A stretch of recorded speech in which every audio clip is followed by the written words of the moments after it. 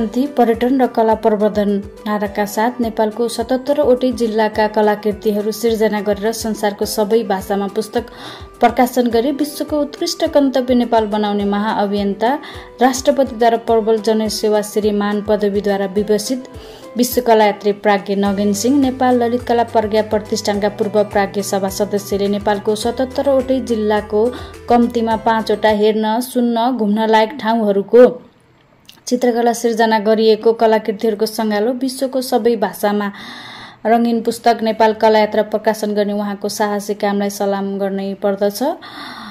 यस कृतिका लागि प्रकाशकहरूप्रति हार्दिक कृतज्ञता अर्पण गर्दछौँ र भाषा सम्पादनमा सहयोग गर्नुहुने श्री असफल गौतम र मुद्रण गर्ने पर्फेक्ट प्रिन्टिङ सल्युसनलाई हार्दिक कृतज्ञता अर्पण गर्दछौँ।